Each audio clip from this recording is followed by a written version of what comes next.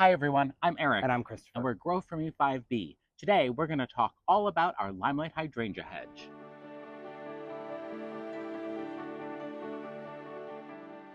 So today we're going to tell you the story of our Limelight Hydrangea Hedge and how it went from 15 little 2-gallon specimens back in 2018 to the hedge that you see before you today. And it starts back in the time long ago when we really didn't know anything about gardening. We had moved into a brand new home on a brand new construction lot, full sand, no privacy between us and the neighbor. The house next door wasn't even built yet. But we knew that when we walked into our backyard, we wanted a little bit of privacy. And in full sun in zone 5B, one of the hydrangeas that would do best for us was a limelight hydrangea from Proven Winners. So back when we decided to plant this limelight hedge, we had to go from garden center to collect all 15 shrubs because not one garden center had all 15. And how did we land on 15? I don't quite remember, but I feel like it probably had to do with the length we wanted the hydrangea hedge to be. In total, I believe it's about 75 feet worth of blooms. 85.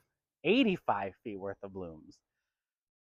And so after we went from garden center to collect the limelight hydrangeas, we started to plant them. But before we could do that, we needed to know where our property line was. So we had the points surveyed and where they pound the metal stakes in. We drew a string from the front one to the back one, and we were able to measure 4 feet in from that because we knew that the limelight hydrangeas grow 8 feet wide. And at its full maturity, if it grew 4 feet in that direction, it wouldn't be bothering our neighbor. Then we decided to plant them 5 feet apart because, again, if they get 8 feet wide, there would be a nice overlap between them, creating that nice, full, lush look. So 4 feet from the property line, 5 feet apart on center. And so what that means is if I find the center of this shrub and I measure 5 feet in this direction, it meets the center of this shrub. And so they're 5 feet apart on center, 4 feet from the property line. So when we moved in, this was in the time before we knew anything about gardening. We hadn't discovered YouTube. We hadn't discovered Gardener's World. So all we knew is we should put it in the ground. We did not use any starter fertilizer. And all we did was pop them in the hole, put a little mulch around them, and we ran a soaker hose. That soaker hose was much too long, so the hydrangeas at the beginning of the line got all the water. By the time it made it up here, there was no water left coming out of the hose. Eventually, we switched over to black poly drip tubing with two 1-gallon emitters at the base of each plant. And additionally, as they've grown, I've added another line of brown drip tubing that's also 1/2 inch, but has 1/2 inch emitters every 18 inches, and that runs on the front side of the hydrangeas. As they got this big, they certainly needed a little bit more water. So how we have our drip set up is through one of these splitters. This one just came from Amazon, and it has this kit with the pressure valve and the stuff that I connects think it's a backflow preventer. backflow preventer and things. But it comes as a kit, which is great because then you don't have to know what the names of the things are. We do keep this on a quick connect, which is really nice, so we can pull it right off when we want to. Usually I take this part in for the winter and put that back. Oh, there we go. It's back on there. So as we back up, you can see we ran a line of the 1/2 inch black tubing, and it goes over underneath and then disappears because we have it trenched all the way under the lawn, and it connects to the hedge. Right here. And that has seemed to do very well for us. Last year we had quite a dry year, so we ran it every week or so for about an hour or two. And this year, I think we've only run it 2 or 3 times. It's been a very wet year for us. As far as fertilizing goes, in the springtime, when Eric comes out to do the pruning, I go through with about 1 cup of Espoma rose tone, do a big wide circle around the drip line for each individual hydrangea. And then I come out right around the 4th of July, just before they're really starting to set the blooms, and I give them one more dose of the rose tone. And that's it. If we did anything more than that, we would see too much of the weak stems, and that seems to be giving us enough um, food to keep them nice and happy. So some of the things that we love about limelight hydrangeas are their giant blooms. Look at how big this bloom is. And I have a giant head, so you know this is a big bloom. It's got a nice sturdy stem on it, big foliage. Did you see that bug fly right into my eye? Beautiful flowers, and it creates a beautiful appearance en masse. But something we do struggle with a little bit that we're learning how to deal with are these droopy stems that can happen when a rainstorm comes through. There's a couple of school of thoughts on this. One of them is that if your limelight hydrangea gets too much water or it's over fertilized, it's going to send out so much new growth that that new growth is too weak to hold up the big blooms.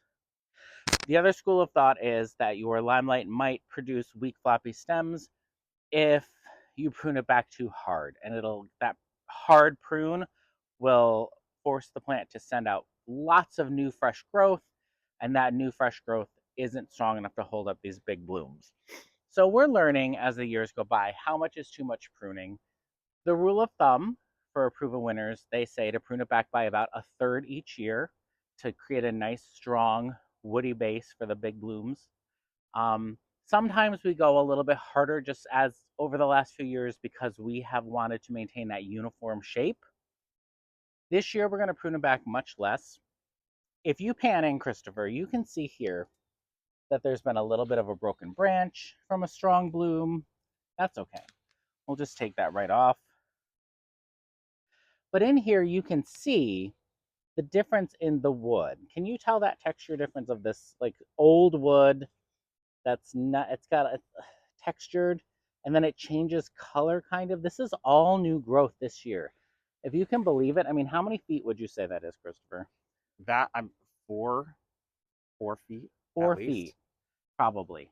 So the way that we were taught to prune panicle hydrangeas was that where this branch comes out, you would count up 3 nodes of leaves, 1, 2, 3, and you would prune it here. But as you can see, that's probably 50% of the new growth and not a third. So we have been cutting it here, but what proven winners would recommend is that you cut it up here instead. And that's going to give you a much larger shrub much quicker. And I think this year that's what we're going to try and do, is not prune as much off to prevent flopping.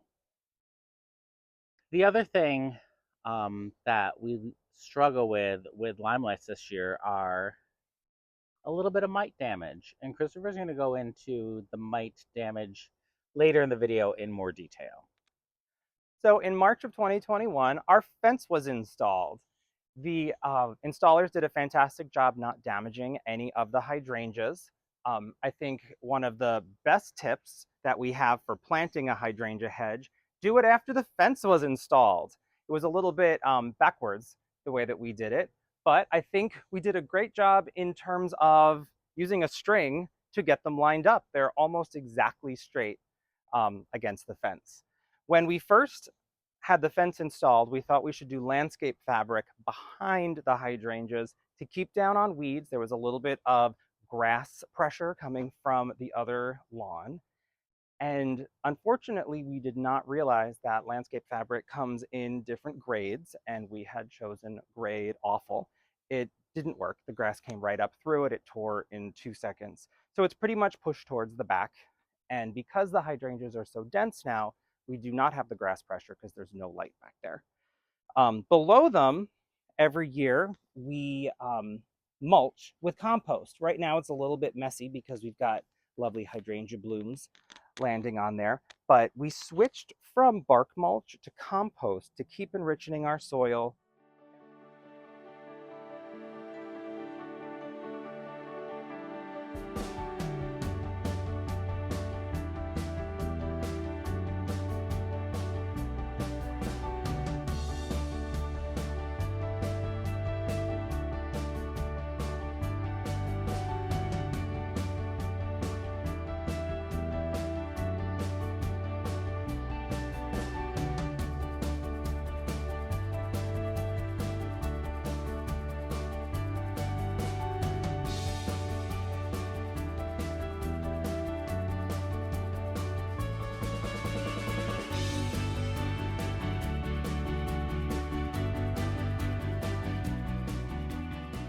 So as Eric mentioned, we are struggling with some broad mite damage. As you can see here, these leaves are a little twisted, they're a little bit too small, and they are not sending out a bloom. As we pan over the entirety of the hedge, you can see the center of the hedge is the most affected. We've done some treatment so far, which has been helping in a few places where you can see blooms coming, but obviously we still have quite a bit happening. I wanted to take a minute and sit down to talk about broad mites. These little critters are relatives of spider mites, which we all know about, but they are becoming more common as temperatures rise. They are about half the size of a spider mite, only getting up to 1/4 of a millimeter. They're barely visible with the naked eye, and they reproduce very fast. They only live for 1 to 3 weeks, completing this whole life cycle, so getting them under control is very difficult. The other hard part is you really only notice you have a problem when you have a big problem. So earlier in the season, we noticed that a bunch of our hydrangeas in the hedge were looking strange. We sent some photos over to Stacy Orvella at Proven Winners, and she said that it was one of two things, an herbicide damage or these mites. Herbicide would be our neighbor using a Roundup product and it blew over. But we knew that wasn't the case, so it was mites. So the symptoms that we were noticing are that the limelights were not growing full-size leaves. They were kind of small, twisted clusters of leaves, and they were not forming buds. The center plants that are the worst afflicted are actually almost a foot or two shorter. So that brings us to treatment options. What can you do about these broad mites? In our response from Stacy and some other research that I've done, I've found that the easiest solution is to cut off the damaged foliage and dispose of it. In this case, we would have a lot of foliage and not exactly sure where we would put it. The next step from that would be biological controls, which is releasing insects that feed on these particular mites. There's also the option of horticultural oil or neem oil that can suppress the outbreak, but it doesn't kill the outbreak completely. So the most effective in many cases option does tend to be chemical. So what we're going in with is a bioadvanced product called 3-in-1 disease, insecticide, and miticide. This is a hose end bottle that we wait until the evening to spray so the good pollinators are gone and we douse the plant. And we're going to try doing that once a week for a little bit to get this under control. And then in the fall, we will rake all of the leaves up thoroughly to get as much of these mites up as possible, get rid of those leaves. And then in the springtime, I think we'll probably do a preventative spray just to make sure we don't have this issue again. Thanks for joining us today for an in-depth look at our Limelight Hydrangea Hedge. If you have any questions or if there's anything we didn't cover, just leave it in the comments below. Again, I'm Eric. And I'm Christopher. And we're Grow For Me 5B. Thanks for growing with us.